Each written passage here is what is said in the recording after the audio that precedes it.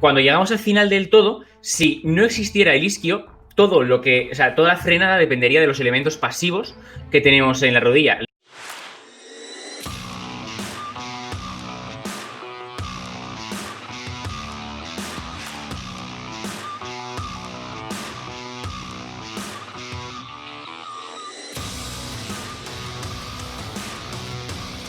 Muy buenas a todos, frikis y fricas del entrenamiento, ¿cómo estáis? Espero que estéis teniendo un pedazo de día y hoy he traído aquí a otro pedazo de friki de la biomecánica con el que ya he hablado alguna vez, que nos va a enseñar unas cuantas cosas muy divertidas. Aitor es un experto en biomecánica, es profesor en AudioFit, también lleva muchas personas, es divulgador en redes sociales, pero bueno, mejor que se presente él a que le presente yo. ¿Qué tal, Aitor? ¿Cómo estás?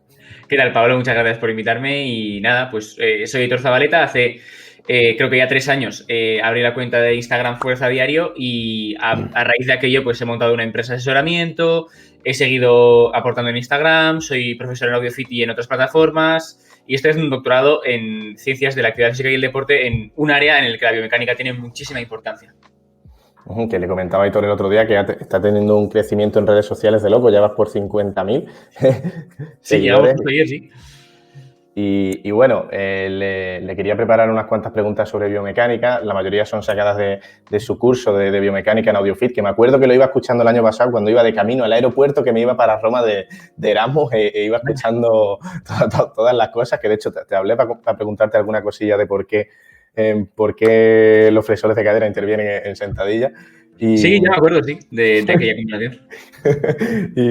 Y bueno, pues aquí te he preparado 10 preguntitas que son bastante interesantes, ya que a la gente, pues bueno, a veces le gustan podcasts y entrevistas más tranquilitas, pero esta va a ser más técnica y más friki. Cañera. Como a nosotros nos gustan, vamos a intentar explicar los conceptos para que todos lo entiendan, ¿no? Pero vamos a entrar en cosas más chulas que son rebuscadas, pero súper interesantes. Así que, si te parece, Aitor, ¿vamos a ello? Vamos a ello. Genial, tío. Pues mira, la primera que me tenía aquí puesta es que hablabas una cosita muy interesante que decías, nos explicabas en AudioFit de por qué las fibras, además de sufrir fatiga para hipertrofiar, tienen que recibir una tensión, que tienen que ir las dos cosas. A ver, tenemos que entender que para que ocurra la hipertrofia, no es la tensión mecánica es más compleja de lo que parece. No es simplemente que tú levantes peso y a más peso más tensión, sino que las fibras se ven obligadas a generar más tensión por 2 razones. Una, porque el peso es muy alto y por eso se ven obligadas a entrar en juego, ¿vale? Las fibras es un poco como... Tú imagínate que tienes un ejército, ¿no? Y según más dura se pone la batalla, tú vas llamando a más o menos soldados. Pues la movida es que te vienen mogollón de soldados a la vez, entonces los tienes que sacar a todos, o tienes pocos soldados cada vez, pero muchos. Es decir, te vienen te vienen pocos, pero cada vez vienen más y más. Es decir, dura mucho la batalla, pero tienes que sacar todos al final porque si no, no te dan las tropas. Pues lo mismo con las fibras. Tienes que fatigarlas o tienes que hacer que levanten mucho peso.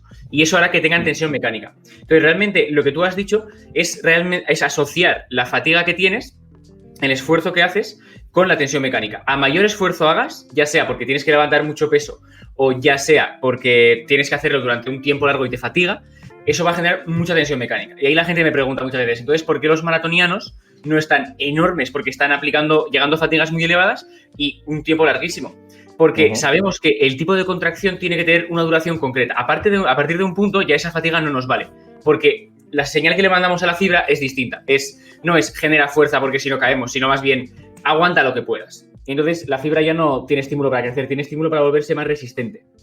Así que, por resumir, que se me ha ido un poco por las ramas, tenemos que conseguir esfuerzos altos. Ya sea por levantar mucho peso para nosotros o ya sea porque ese peso que levantamos lo levantamos muchas veces y nos acabamos cansando. O sea, al final tiene que haber una percepción del esfuerzo alta. Eso es. Realmente, siempre que el esfuerzo sea alto, va a haber mucha tensión mecánica. Y la tensión mecánica es lo que nos va a dar más tarde la hipertrofia. De acuerdo. Y a ver qué opinas tú de esto, Aitor, porque hay un poco dos corrientes con respecto a esto. Por ejemplo, desde Escuela de Culturismo Natural nos dicen mucho que al final tienes que mover cargas y tienes que avanzar en los kilos, en los básicos, a largo plazo si te quieres poner fuerte, ¿no? Si quieres llegar lejos. Pero por el otro lado, en la revista Natis o en Eco, y tú habláis a veces que, o sea, se ven muchos estudios en los que la hipertrofia que se da en los sujetos, tanto en los que entrenan a 6 RM, en algunos estudios yo creo que más larguitos, y en los que entrenan a 20-30 RM, es la misma. Y eso alguna vez me ha dejado a mí un poco que no lo he entendido, ¿sabes? Claro. A ver, realmente lo que dice lo que dice Roberto Amorosi es realmente cierto. Tú, indicativo de que tú has ganado masa muscular es que a largo plazo has ganado, has mejorado en los básicos. ¿Significa esto que tienes que trabajar los básicos para mejorarlos porque eso te da la masa muscular? No tiene por qué. Porque hay personas a las que no se les da bien los básicos, hay personas que igual dedicarse únicamente a los básicos le genera una fatiga brutal y no pueden meter más ejercicios. Lo que sí es cierto es que podemos mejorar tanto trabajando a repes bajas como a repes altas, con ejercicios compuestos como peso muerto, sentadillas, como con otros ejercicios que también nos ayudan a generar tensiones internas en el músculo, tensión mecánica, pero realmente no son ejercicios como el peso muerto, así de mogollón de grupos musculares. Entonces, es cierto lo que dice Roberto, pero hay que saber que también hay otras corrientes y otras formas de entrenar que cumplen con los principios de la hipertrofia y por eso nos van a dar masa muscular. Y un ejemplo de ello es culturistas que han entrenado, no han hecho un peso muerto en su vida y están enormes. Realmente podemos llegar a 20 repeticiones, 30 repeticiones y crecer. Y esto es una cosa que igual hay mucha gente que piensa que no dice Roberto. Yo nunca le he escuchado mucho hablar sobre esto, no lo sé, pero también nos puede servir ir a 20, 30 repeticiones. Esto nos lo dice la ciencia. Genial, genial, vale, perfecto, Aitor. Pues bueno, el siguiente tema que quería pasar, este sí nos lo tenemos que currar entre los dos para que lo entiendan, porque es algo muy interesante, porque muchas veces he comentado el tema de que los discos, conforme más se alejen del centro de la barra, pesan más porque el brazo de momento externo es mayor. Es decir, si yo sujeto una mancuerna aquí, me pesa menos que si la sujeto aquí. Esto es fácil de entender porque estamos alejando de la articulación del hombro y del codo la mancuerna. Pero, Aitor, ¿qué es eso del brazo de momento interno? Es algo ya un poco más que le puede costar a alguno entender y yo lo aprendí con vosotros y me gustó mucho ese concepto. Vale, tú has descrito muy bien el brazo de momento externo. Es decir, cuando tú alejas de ti la pesa, como hay mayor distancia, pues te cuesta más mantenerlo. El brazo de momento interno es lo mismo, pero aplicado a tu musculatura. Es decir, tu musculatura utiliza el mismo principio mecánico para hacer frente al peso. ¿Qué quiero decir? Que el músculo, cuanto más lejos se inserte de tu articulación, más fuerza va a poder generar. Entonces, realmente lo que nos interesa es la relación entre esa fuerza que puede generar debido a la distancia el músculo con la fuerza que te impone una mancuerna con la distancia respecto a la articulación. Es algo complejo, igual tenemos que explicarlo un poco mejor. Pero realmente es eso, es la distancia a la que el músculo hace fuerza. Es decir, esto yo en Audiofil lo explicaba así. Tú tienes que imaginar una barrera, ¿vale? Una barrera de estas de madera que tienes que levantar tú, ¿vale? Haciendo fuerza. ¿Cómo vas a hacer más fuerza? ¿Agarrándola desde el eje o agarrándola desde lejos, desde más adelante? Pues evidentemente desde más adelante. Pero de la misma forma, cuanto más peso haya en el otro extremo de la barrera, más te va a costar levantarla. Entonces, la relación es el peso que hay en la barrera con respecto a dónde coges tú esa barrera.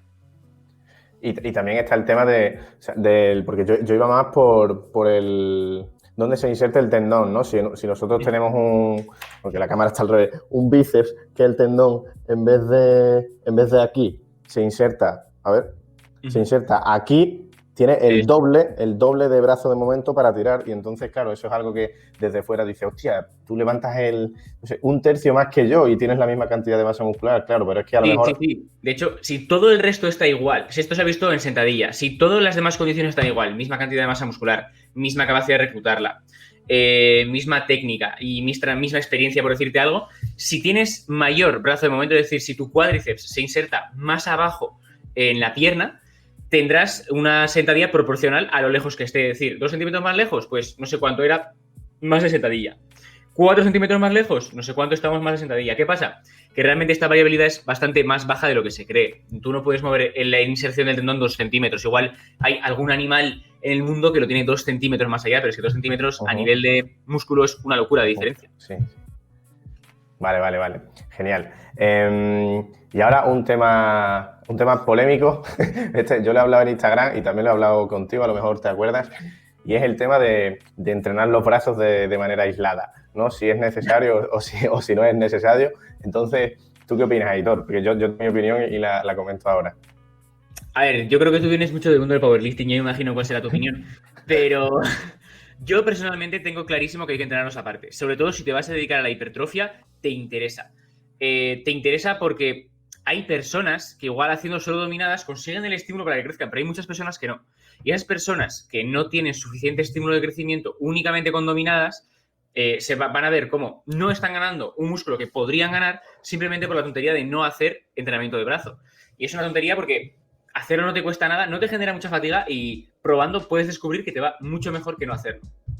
Entonces, yo desde aquí animo a todo el mundo que lo intente, sean avanzados, sean principiantes.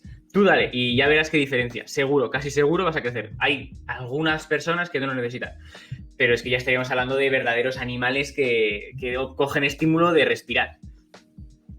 Yo, mi postura es que, o sea, porque yo lo he visto en mí mismo, pues tampoco pienso que yo sea un animal, pero mi postura es que progresando en empujes y en tracciones, pero progresando en condiciones, claro, en press de banca, en press militar, en accesorios, luego en dominadas supinas, porque claro, si todo lo que haces en tracciones es con la mano en pronación, sí es verdad que bíceps tampoco se va a llevar el máximo estímulo, claro. Pero si varías también el tipo de agarre en las diferentes tracciones que haces a lo largo de la semana, yo veo como realmente, o sea, yo llegaba a casi 43 de brazo y poquillas veces, bueno, cuando empezaba así, pero últimamente la verdad es que no le suelo dar, entonces, porque al final yo, es lo que comentaba un día contigo, que además un momento que tengo que poner a cargar esto. Me dijiste una respuesta muy interesante.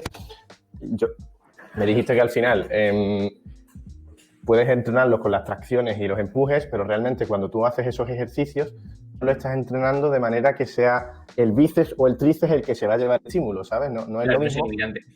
No es lo mismo se pueden hacer unas dominadas supinas para espalda o unas dominadas supinas intentando que sea el codo el que tira. Y lo que yo he comentado siempre es que al final el codo no entiende de que tú estés haciendo un ejercicio analítico o multiarticular, sino que entiende de estímulo y que aunque tú hagas las tracciones o los empujes, el movimiento del codo siempre lo realiza pues el bíceps o el tríceps, ¿no? Entonces, claro. Por eso que yo soy un poco hater, aunque seguro que yo creo que puede ser un término medio entre lo que decimos ambos. Seguro que a lo mejor sí es verdad que por 4, 5, 6 series a la semana no te van a dar mucha más fatiga, ¿no? Y te puede venir algo bien. Lo que yo digo sobre todo... Lo recomiendo. O sea, sobre todo en powerlifters, off-season lo recomiendo. Más que nada porque es una zona más que sí que sufre tensión, sobre todo, por ejemplo, en un peso muerto, y nos interesa que haga bien antagonista en un press banca, que tenga un mínimo de fuerza, nos viene bien, que la gana haciendo dominadas y press banca, sí, pero aún así nos interesa que, por si acaso, darle ese plus para asegurarnos de que no sufre. Y que luego también los ejercicios de bíceps, en su mayoría, esto estamos hablando de personas que igual no se mueven del todo bien, pero sí que nos ayudan a estabilizar la cintura escapular, ¿vale? Sobre todo los que no tienen el codo apoyado. Entonces sí que es interesante en ese sentido. Esto lo he revisado hace poco y sí es interesante. Genial, genial. Pues bueno, eso también para que vea la gente que no hay por qué tener una sola visión de las cosas, ¿no? Que al final... Cada entrenador al final tiene lo suyo, sí. Al final, conforme más tiempo pases en este mundo, verás que no sé, que tienes que huir de los que te dicen algo y sí, o sí. A mí también te quería hacer esta pregunta para que la gente viese que se puede tener distintas maneras, aun siendo personas que llevamos años ya en esto, ¿no? Vale, y otro tema muy guay, aquí ya entramos en tu ámbito a tope, es el de que los isquiosurales son débiles en la rodilla y fuertes en la cadera, y los cuádriceps son fuertes en la rodilla y débiles en la cadera, y que por eso se puede completar una sentadilla. ¿Cómo es eso? Claro, eso es la paradoja de Lombard. La paradoja de Lombard describe lo curioso que es que haya músculos que pasen articulaciones cuando son muy débiles en ellas. Es decir, ¿por qué el isquio mueve la rodilla si es muy débil moviendo la rodilla?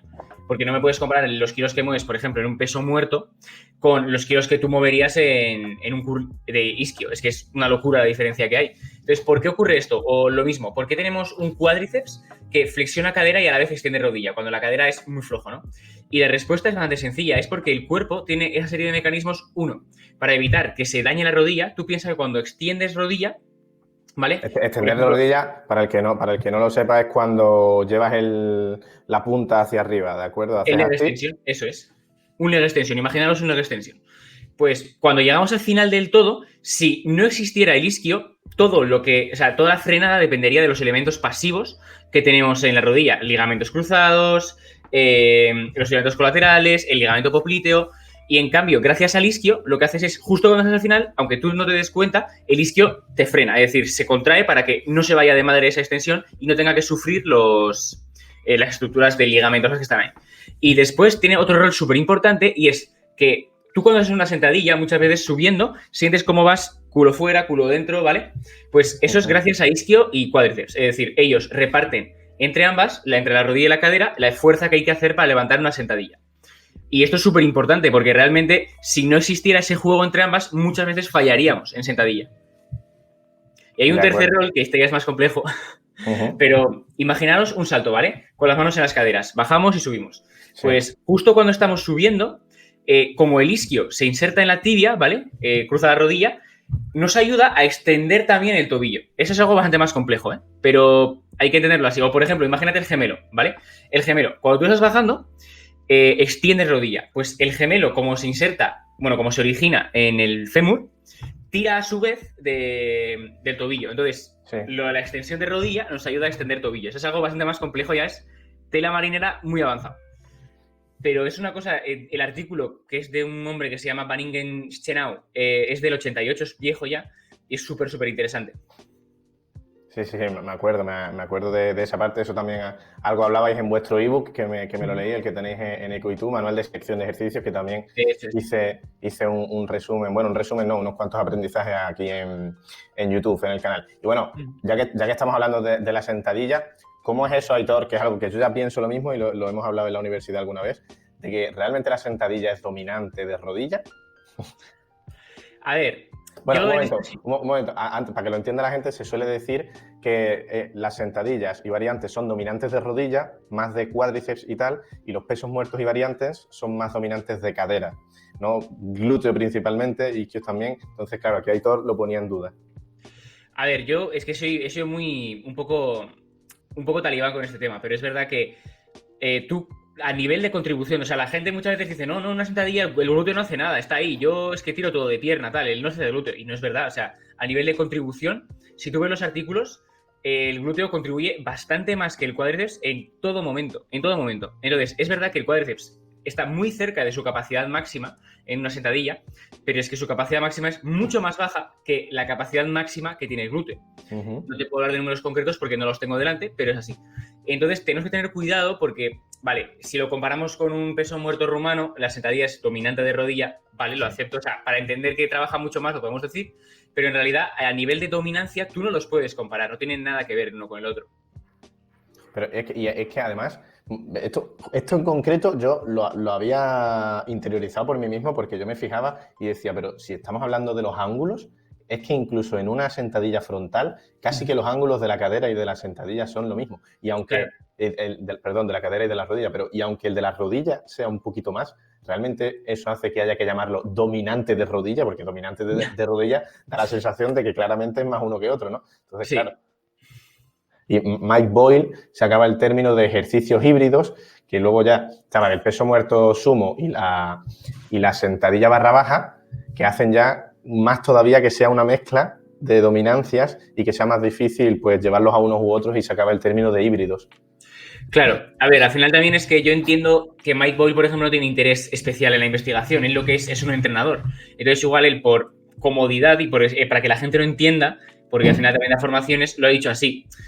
Simplemente hay que aclarar que no confundamos a la gente, simplemente explicarlo. O sea, yo entiendo que por comodidad lo hagamos así, porque yo mismo en Instagram alguna vez lo he dicho para que la gente me entienda. Pero hay que entender que a nivel de contribución eso no es así, simplemente por resumirlo. Sí, totalmente, genial, Aitor. Vale, y aquí la frase más graciosa de tu curso y es lo de que los aductores son al cuerpo como Pitbull a la música, Aitor. ¿Eso qué significa?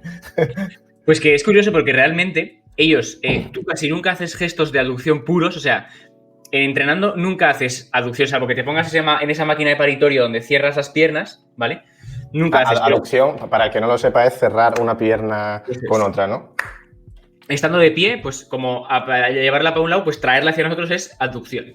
Pues esos músculos casi nunca están trabajando directamente, pero como de forma indirecta tienen tantísimos roles, siempre están ahí. Entonces es como Pitbull, ¿no? Que siempre está como haciendo colaboraciones con alguien, pues siempre por eso lo decía, porque al final dices, es que no los trabajo directamente nunca y los tengo reventados. Normal, es que en todo lo que sea patrón sentadilla, el aductor entra a fuego, y por eso el aductor mayor, por ejemplo, por dar un ejemplo que es un músculo muy, muy grande de la pierna que la gente no conoce, pero de hecho creo que es tan grande como el cuádriceps y bastante más grande que el isquio, creo recordar. Pero bueno, entrando en materia, al final, cuando estamos en la posición baja de la sentadilla, es es el que más contribuye en la parte más baja, ¿vale? O sea, es un músculo súper importante, a pesar de que no trabajarse directamente.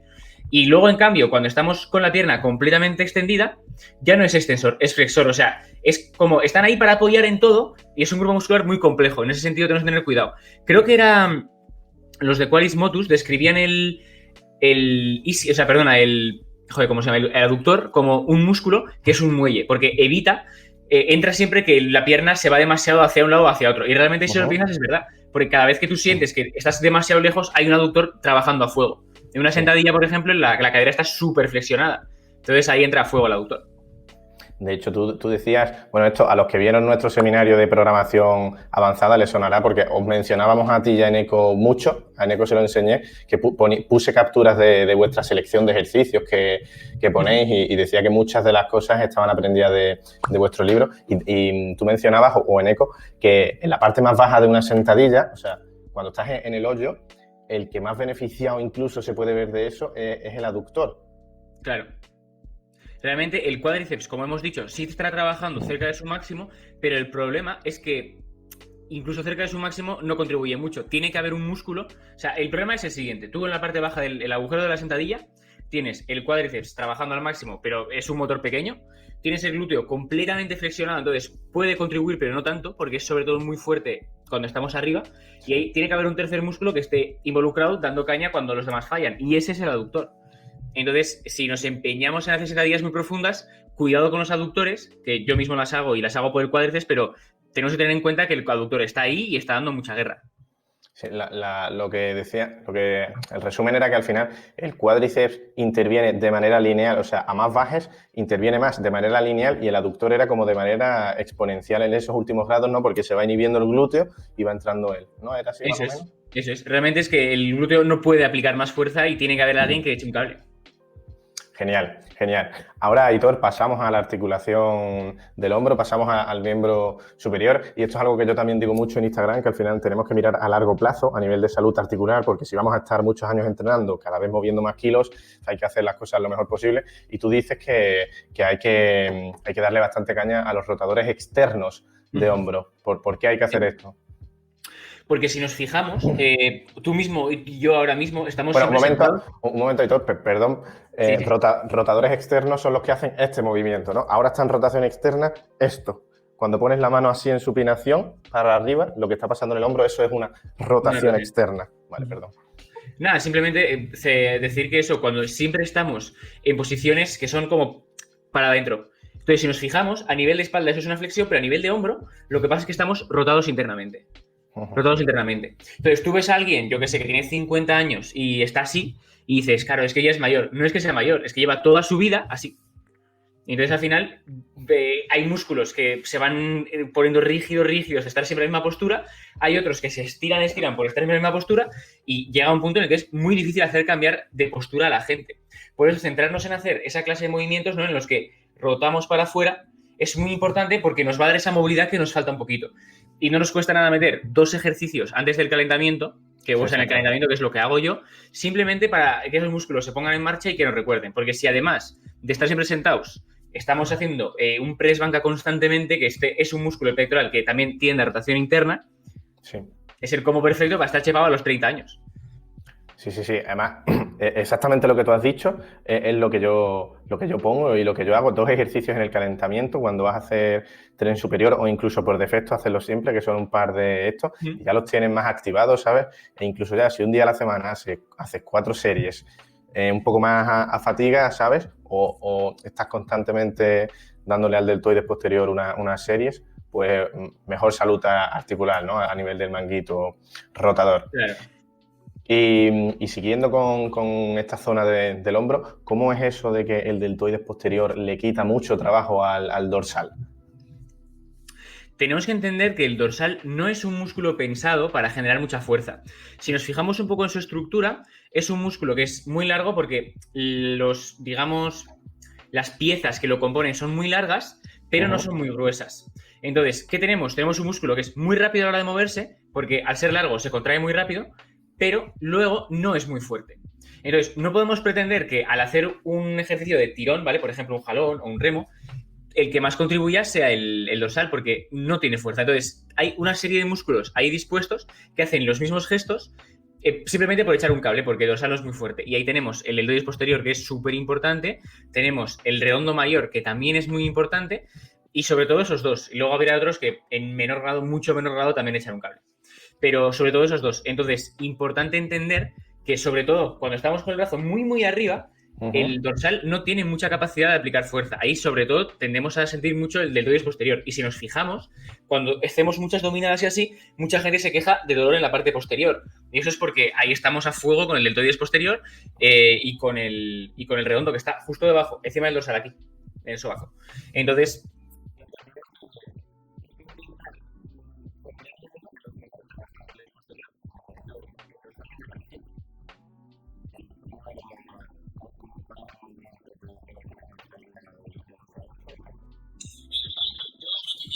sobre todo decir, acepciones, o sea, no solo traer el brazo hacia nosotros desde aquí adelante, sino también desde el lado, ¿vale? Como cuando, es que ese es un ejercicio, como cuando nos ponemos en polea alta de rodillas y traemos de lado hacia nosotros la polea, pues eso sería un buen ejercicio. Luego también hacer remos y dominadas si también están bien, pero teniendo en cuenta que el deltoides contribuirá en la parte inicial. Y yo es lo que más veo. Importante también, hacer pequeños giros con la espalda hacia el lado, hacia el que se dobla el brazo, porque ahí, haciendo ese gesto, también metemos mucho dorsal. Eso cuando los hagamos en unilaterales, ese sí lo subí una publicación de ese ejercicio. Sí. Y de hecho, mucha gente lo hace de forma intuitiva porque se han dado cuenta de que lo sienten más. Y lo sienten más porque contribuye más. Genial, genial. Yo eso, para que veáis también que al final la intuición, yo siempre decía que en el pullover le decía a la gente, sube, sube, sube, que ahí lo vas a notar el dorsal bien. Y lo notas, pero por elongación simple, no por activación, ¿sabes? Entonces, claro, yo, bro de mí, decía, sube, sube, sube, sube. Y claro, en verdad, al final, pues hay cosas que como no las sepas así, es normal que te pienses eso, ¿no? No, y que luego si por cualquier razón tú has aprendido a activar muy bien el dorsal cuando está arriba, por mucho que no contribuya, algo de estímulo se está llevando. Entonces, yo no quiero tampoco que la gente sea súper, súper nazi con lo que yo digo, porque todo se puede debatir y si a ti te va bien, pues te va bien. Lo mismo que eso, lo que comentábamos antes, Roberto Amorosi le va muy bien todo el tema de básicos muy pesados y él lo recomienda y le va a ir bien a muchísima gente. Y además, y otra cosa interesante es que, por ejemplo, porque la gente también me conoce porque yo he seguido mucho a Power Explosive y él siempre decía que en las tracciones, que los hombros, que los codos vayan lo más para adentro posible por salud de hombro y siempre lo decía así, pero claro, realmente si tú tienes una buena salud de hombro o si tú en el resto de tus ejercicios lo haces bien, pues te puede venir mejor bajar por aquí en dominadas o jalones por esa hipertrofia y ese aislamiento del dorsal, ¿sabes? De hecho, se ha visto que una apertura bastante amplia, un poco más ancho que hombros, aquí por ejemplo, de jalón, sí que activa un pelín más el dorsal. Entonces podría ser interesante. Eso lo comentaba Roberto en el curso de experto en culturismo natural y decía que puedes tener algo más de activación, pero claro, como al final tienes menor rango de movimiento porque abres más las manos y el rango de movimiento es menor y decía pues que al final, porque se puede quedar igual al final, ¿sabes? Más que por rango de movimiento, yo diría porque, uno, el medir la activación, salvo que las diferencias sean abismales, no tiene sentido basarnos en ella. Y en segundo lugar, porque yo valoro mucho más que un poco más de activación que yo esté cómodo haciendo el ejercicio, que pueda progresar en él. Es lo que más me interesa. El rango de movimiento no me parece algo tan relevante en este caso. Yo creo que es más importante que esa persona esté cómoda. Si yo abriendo las manos, vale, ya no más activación teóricamente, pero me encuentro incómodo y no estoy progresando a gusto, cierra las manos y ya está. Si no hay ningún problema. Ahí tenemos que hacer que los atletas estén a largo plazo. Y para que estén a largo plazo tienen que progresar. Para que progresen, tienen que hacer las cosas que les gusten y que estén cómodos haciéndolas. Exactamente, muy buen punto eso. Es que al final un 2, 3, 4% de activación al final es una repetición más en el fondo. O sea, que luego es que si entrenas al fallo yendo aquí, tampoco va a haber una diferencia casi nada, ¿no? Otra cosa que sería que viésemos diferencias de un 10-20% en activación. Ahí estamos hablando de diferencias bastante grandes. Pero es que no hemos comentado eso. Exactamente en el jalón la diferencia era mínima. No sé si era un 1% o 0,5%. Era muy pequeña. Genial. Y bueno, ya terminando, tengo aquí dos preguntas bastante guays también. Una vez que, esto también lo comento yo alguna vez, que el sóleo, la musculatura, el músculo que está por debajo del gemelo, tiene una predominancia de fibras lentas, entonces su capacidad de hipertrofia pues tampoco es muy alta, ¿no? Aunque existe. Y vosotros decís que puede ser interesante, debido al tema de la inserción, en algunas personas entrenarlo, ¿no? Más que nada porque el gemelo, por ejemplo en mi caso, acaba muy rápido. Es decir, si cogemos la tibia, ¿vale? La pantorrilla, el gemelo puede ser hasta aquí porque muchas personas lo tienen corto y debajo tenemos como un espacio hasta que llega el talón. Pues ese espacio está rellenado por el sóleo. Entonces, es posible que no tenga mucha capacidad de hipertrofia, pero todo lo que le ganemos es eso que parecerá más grande cuando acaba el gemelo. Es decir, tendremos un gemelo más largo. Y al ser más largo, da la impresión de ser más grande. Así que solo por dar una impresión de gemelo más largo nos interesa desarrollar ese sóleo. ¿Tú tienes pensado, Aitor, competir en culturismo en el futuro? Es una cosa que me llama, pero yo creo que físicamente no estoy en el punto en el que a mí me gustaría estar para competir. O sea, yo sí quiero competir, pero no me veo. Y hasta que yo me vea no voy a competir. Entonces, quiero hacer este volumen a ver cómo acabo, que de momento está empezando, ya va muy bien.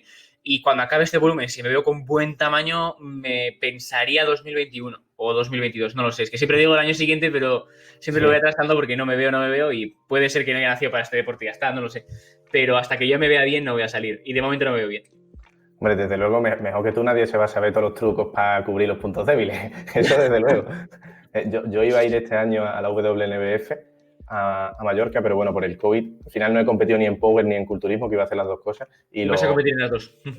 Sí, y lo voy a hacer el año que viene. Iré a la WNBF con todo el equipo el año que viene. ¿Y tú te entrenas a ti mismo, Aitor? ¿Te llevas tú solo?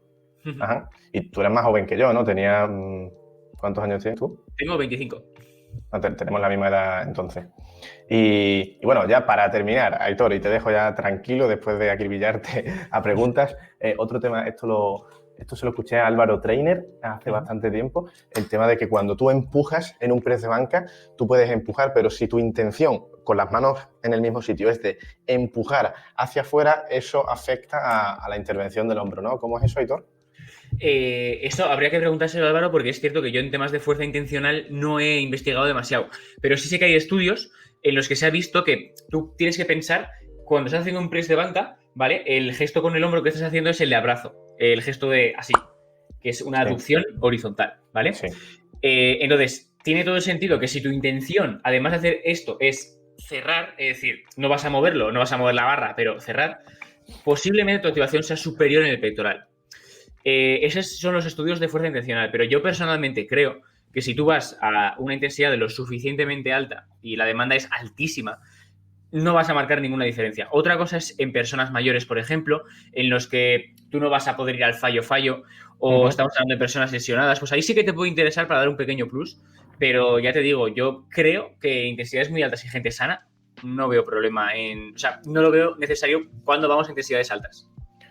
Sí, Álvaro comentaba que para personas que tienen problemas de hombro, que al final se da bastante, cuando subes, si tú empujas hacia afuera, es como que estás empujando en esta dirección y tu brazo está en esta dirección. Entonces, el brazo de momento y las fuerzas producidas en el hombro son menores. Aun teniendo la mano en el mismo sitio, si tú haces fuerza hacia el lado, el hombro recibe mucha menos fuerza y entonces algunas personas pueden hacer press de banca haciendo esto, aún teniendo problemas de hombro. Y también decía que así el tríceps se llevará menos estímulo porque si haces la fuerza para allá, el momento en el tríceps también es menor, ¿no? Pero bueno, eso es secundario. Pues pero era muy interesante. Porque de hecho, tengo leído que cuando la razón por la que el tríceps contribuye en un press de banca y no, por ejemplo, en un press con mancuerna, es que justamente el tríceps cuando levantamos hace este gesto, ¿vale?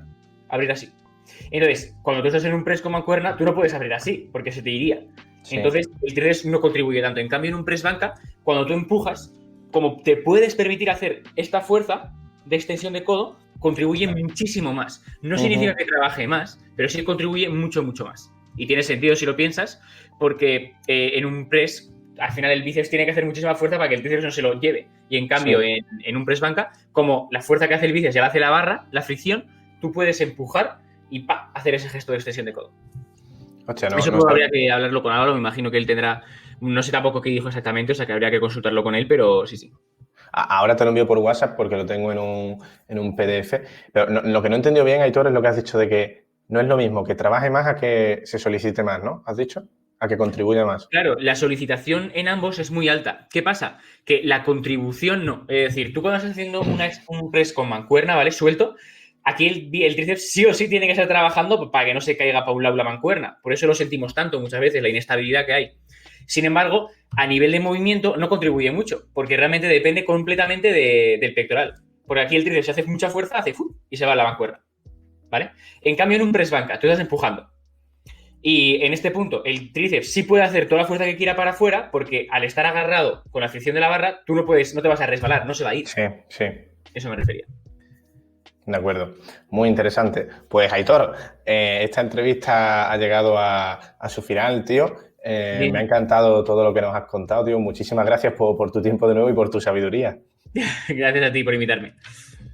Ha sido un placer, tío. Y bueno, a todos los que nos han escuchado, muchos conceptos como este los tratamos Dani y yo, que bueno, al igual que Aitor, yo llevo las asesorías con Daniel Robles, con mi socio, y hicimos un webinar hace poco, un seminario en el que tratamos un montón de conceptos de selección de ejercicios aprendidos de Eneco y de Aitor, muchísimos, y de programación un poquito más avanzadas para que no todo el mundo se puede permitir un entrenador personal al mes, ¿no? Y para que la gente pueda ser un poco más autónoma y dirigir mejor sus entrenos y con más seguridad y tal, y lo dejaremos en la descripción. Así que, Aitor, tío, cualquier cosa estamos por aquí. Espero que te vaya genial el fin de semana.